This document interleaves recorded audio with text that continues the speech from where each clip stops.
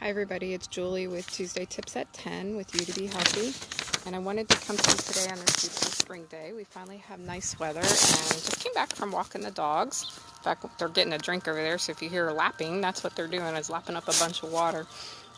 And if they all take off barking, it's because they saw a squirrel.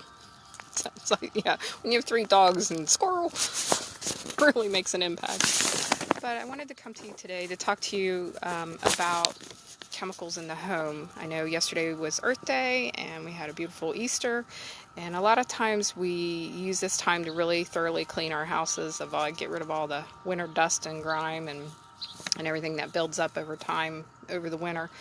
And I wanted to talk to you a little bit about the chemicals because they're so dangerous. And I wanted to bring to you a few little fun facts.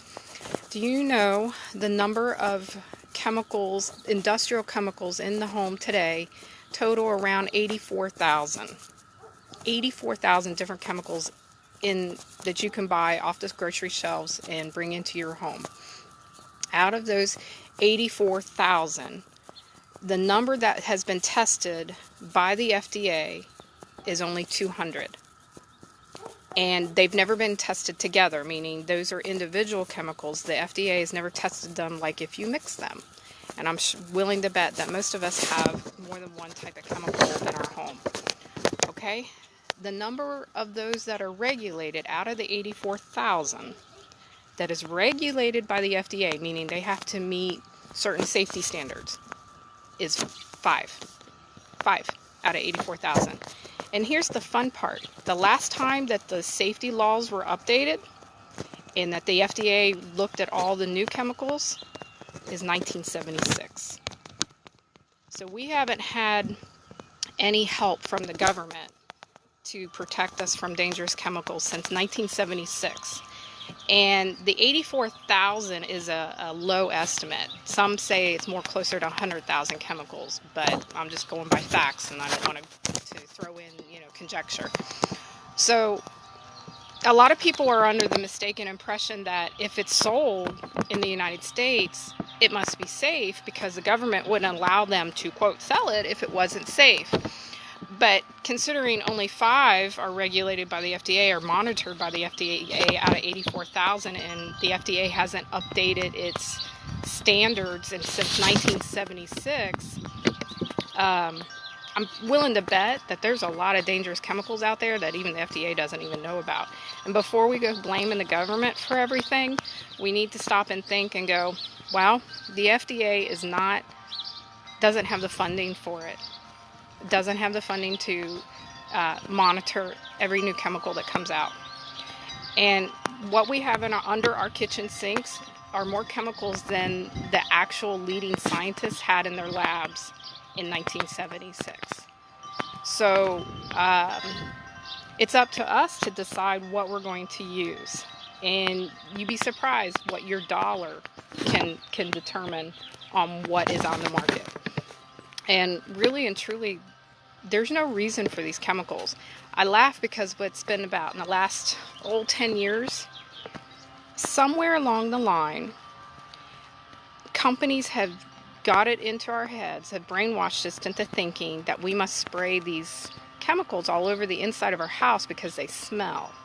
I mean, they have these cute commercials where, your car or your home turns into a giant dog or a hamburger or something. There's no reason to spray these chemicals around.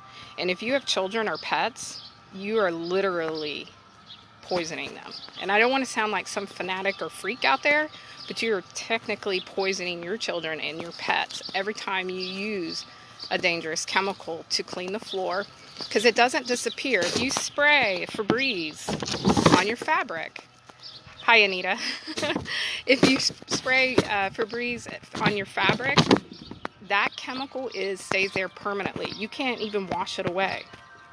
That is a permanent chemical. And every time you spray it, you add another layer. They've proven that you cannot shampoo it away. It's on the fabric permanently. And when your little baby goes running up to the couch and she presses her face into the couch cushion or lays her head down on the carpet, She is breathing all those chemicals into her lungs, and it's actually going into her skin. It's the same with laundry products. If you have a problem with skin conditions, dry skin, just a weird rash, eczema, you really need to reconsider what you're laundering your products in, and don't fall for the advertising that says free and clear. Those are still dangerous chemicals. Just because they've removed some of the dyes doesn't mean that they're safe. I've known people that worked for P&G and then the Tide department and have basically died of cancer. And I've known a lot of them to lose all the pigment in their skin because they would have their hands in it.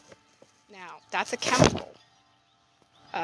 So the best thing to do is to make wise choices, and you have to become an educated consumer. You don't go by what you see on the commercials, because slick advertising that can be made to look like science is very misleading. And you have to be willing to do the research, especially if you're concerned about cancer in your family, or concerned about little ones, or even your pets. Because if you're mopping the floor and you drop food, your pets are going to lick the floor while they're licking up the food, and they're licking up the chemicals. And I think we all know that we've had pets that are dying earlier and earlier from cancer. They're kind of the canary in the coal mine for us humans. If the pets are dying sooner from cancer, so are we. And what's the same? We share the same living quarters, we share the same water, and we clean our homes with chemicals that could be poisoning them quicker before it gets to us.